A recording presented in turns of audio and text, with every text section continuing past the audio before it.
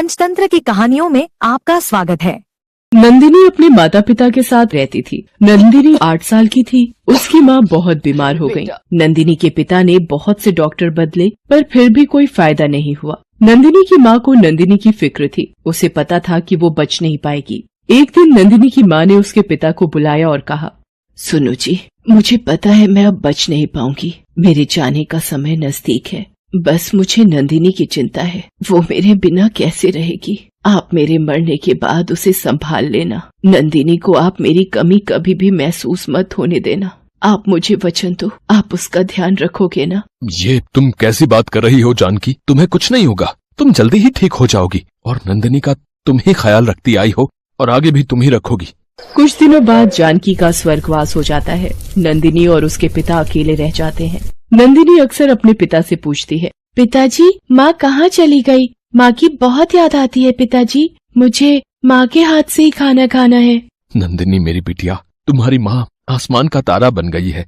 किसी तरह गणेश नंदिनी को खाना खिलाकर सुला देता है, पर गणेश बहुत चिंता में पड़ जाता है कि नंदिनी एक माँ के प्यार के बिना कैसे पलेगी, बड़ी होगी। उसे यही महसूस होता है कि नंदिनी को एक माँ के प्यार की जरूरत है। अगले दिन गणेश की मौसी गांव से आती है। वो गणेश को नंदिनी की खातिर फिर से घर बसाने को कहती है ताकि नंदिनी को एक माँ का प्यार मिल सके। मौसी और रिश्तेदारों के बार बार जोर देने पर गणेश नंदिनी की खातिर दूसरी शादी करने के लिए तैयार हो जाता है। कुछ दिनों बाद गणेश की शादी माला नाम की लड़की से हो जाती है। गणेश नंदिनी को बताता है कि माला उसकी नई माँ है। नंदिनी माला को नई माँ के रूप में देखकर बहुत खुश होती है। माला स्वभाव से बहुत ही चालाक और तेज तर्रार थी। गणेश के सामने तो वो नंदिनी से बहुत प्यार से बात करती थी, मगर जब गणेश काम पर जाता तो माला पीछे से नंदिनी पर बहुत अत्याचार करती थी।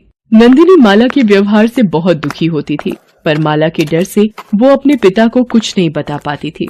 नंदिनी अपनी माँ की तस्वीर को सीने से लगाकर रोने लगती थी।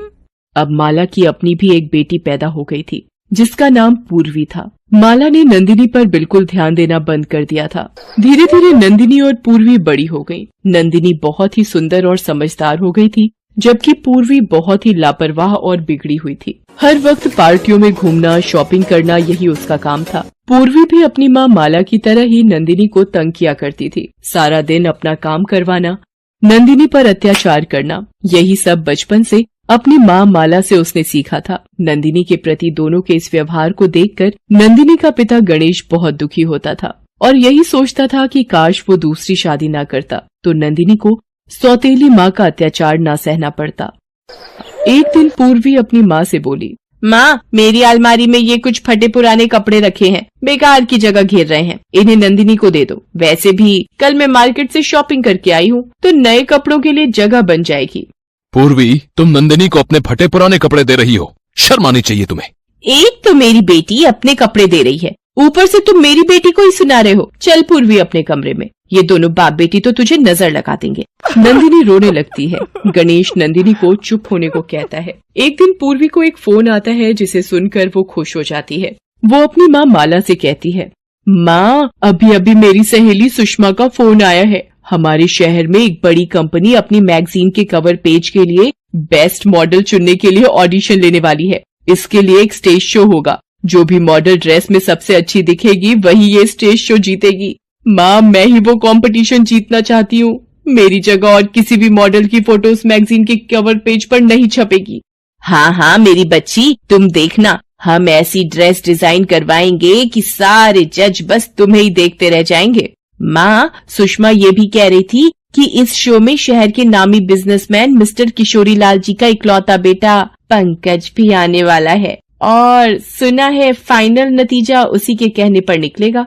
अरे ये तो बहुत ही बढ़िया बात है। अगर एक बार किशोरी लाल के बेटे को तुम अपनी खूबसूरती का दीवाना बना दो और वो तुमसे शादी करने के लिए पागल हो जाए तो कसम से हमारी तो जिंदगी ही बदल जाए। बस अब देर मत कर, जल्दी से तैयारी में लग जा इस कंपटीशन की।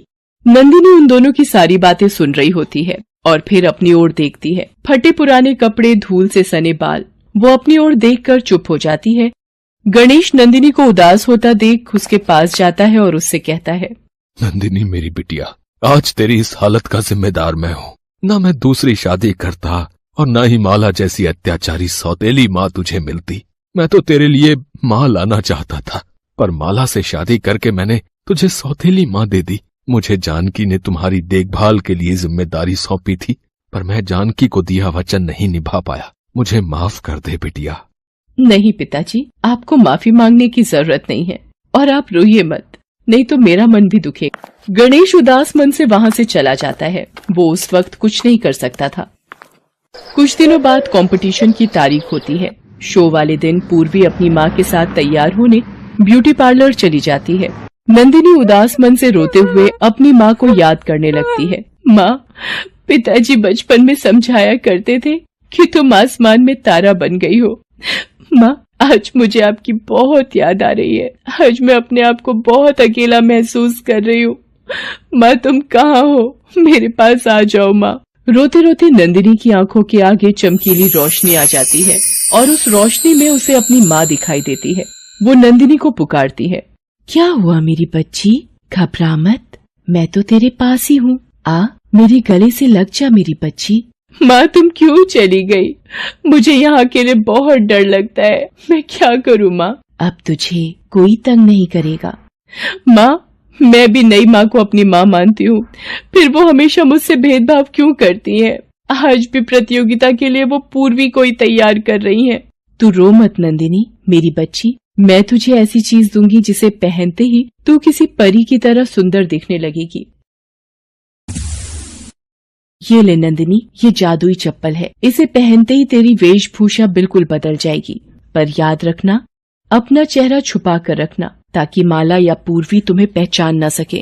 पर एक बात का ध्यान रखना, रात 12 बजे से पहले तुम्हें लौटना होगा, क्योंकि इस जादुई चप्पल का जादू रात 12 बजे के बाद समाप्त हो जाएगा। नंदिनी जैसे ही जादुई चप्पल पहनती है वैसे ही बहुत ही सुंदर साड़ी पहने वो तैयार हो जाती है। नंदिनी की वेशभूषा बहुत ही सुंदर होती है, जिसमें नंदिनी बिल्कुल एक मॉडल की तरह तैयार हुई दिखाई देती है। नंदिनी अपने आप को देखती है। उसके फटे पुराने कपड़े और बाल सुंदर साड़ी और खूबसूरत बालों में बदल जाते हैं। तब जानकी की आत्मा उससे कहती है, नंदिनी, अब मेरे जाने का समय आ गया है। तुम हिम्मत से इस प्रतियोगिता में भाग लेना और जीतना। मेरा आशीर्वाद हमेशा तुम्हारे साथ है। नंदिनी दुखी मन से अपनी माँ को विदा करती है। वो अपने चेहरे को साड़ी के पल्ले से ढक लेती है।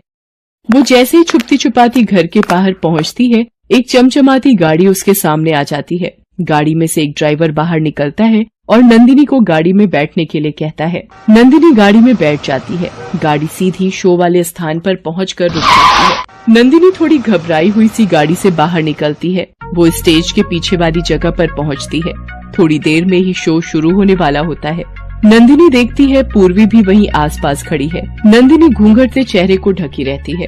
तभी शो शुरू होने की आवाज आती है कि सारी लड़कियां लाइन में रेडी हो जाएं। नंदिनी भी लाइन में लग जाती है। धीरे धीरे सभी लड़कियां एक एक करके स्टेज पर जाने लगती हैं। शो शुरू हो जाता है। पूर्वी भी अपनी ड्रेस को दिखाती हुई स्टेज पर आती है। सभी मॉडल नंदिनी को देख रही होती हैं कि ये घूंघट में कौन है। तभी नंदिनी का नंबर आ जाता है। नंदिनी स्टेज पर जाती है। नंदिनी जैसे ही स्टेज पर पहुंचती है, वहां बैठे सभी लोगों की निगाहें उस पर टिक जाती हैं। घूंघट में सजी हुई मॉडल देखकर सब हैरान रह जाते हैं। वहीं बैठा किशोरी लाल जी का बेटा पंकज भी नंदिनी को देखता रहता है। माला की नजरें लगातार नंदिनी पर टिकी हुई थी कि आखिर ये कौन है। नंदिनी वहाँ बैठे सभी लोगों को हाथ जोड़कर नमस्कार करती है।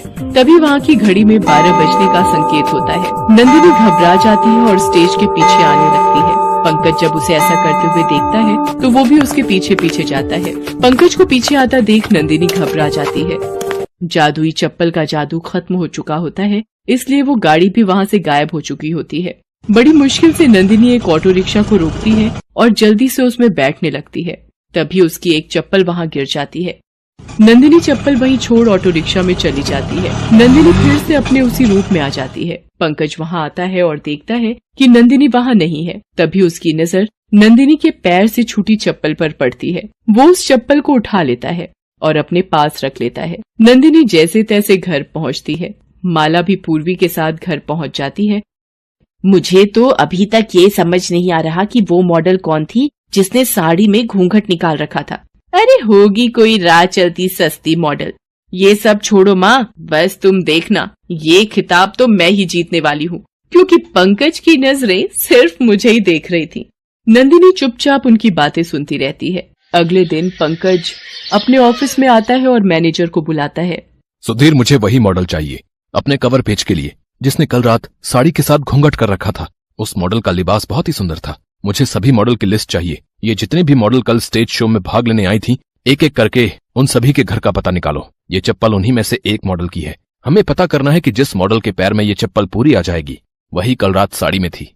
पंकज मैनेजर को सभी मॉडल्स के घर भेजता है। मैनेजर एक एक करके सभी मॉडल्स के घर जाता है और उन्हें उस चप्पल को पहनने को कहता है, पर चप्पल किसी भी मॉडल के पैर में पूरी नहीं आती।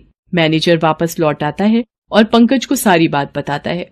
पंकज सोच में पड़ जाता है कि आखिर वो कौन थी जो कल साड़ी में घूंघट किए शो में भाग लेने आई थी। पंकज ऑफिस से घर आ जाता है। रात को सोते वक्त पंकज के सपने में नंदिनी की माँ जानकी की आत्मा आती है। उठो पंकज, तुम जिस लड़की की तलाश में हो वो तुम्हें पूर्वी के घर पर ही मिलेगी। तुम कल एक बार फिर से पूर्वी के घर जाओ, वहाँ जाकर चप्पल उस लड़की को पहनाना। उस लड़की के पैर में ये चप्पल आ जाएगी। अचानक से पंकज का सपना टूट जाता है और उसकी आंख खुल जाती है। वो सपने के बारे में सोचता रहता है और ऑफिस जाकर मैनेजर से कहता है कि पूर्वी जिसने शो में भाग लिया था उसके घर वो खुद जाना चाहता है। पंकज पूर्वी के घर पहुंचता है, पर उसे वहाँ माला और पूर्वी के सिवा कोई दूसरी लड़की नजर नहीं आती है। वो माला से कहता है, क्या आपके घर से किसी और लड़की ने भी शो में भाग लिया था? नहीं नहीं पंकज जी, शो में सिर्फ पूर्वी ने ही भाग लिया था। हमारे घर में और ऐसा कोई है ही नहीं जो मॉडल हो और पूर्वी की तरह सुंदर हो। ये कौन है जो सामने झाड़ू लगा रही है? पंकज जी, ये हमारे घर में काम करती है। सुनो, जरा इधर आना। जी, आपने मुझे बुलाया? जरा इस चप्पल को पैर में पहन सकती हैं आप? माला और पूर्वी पंकज को ऐसा करते देख हैरान हो रही थी, क्योंकि उनको भनक तक नहीं थी कि नंदिनी ही वो मॉडल हो सकती है।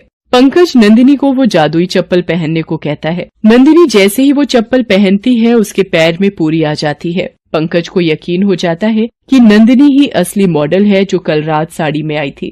पंकज नंदिनी को दूसरी चप्पल लाने को कहता है।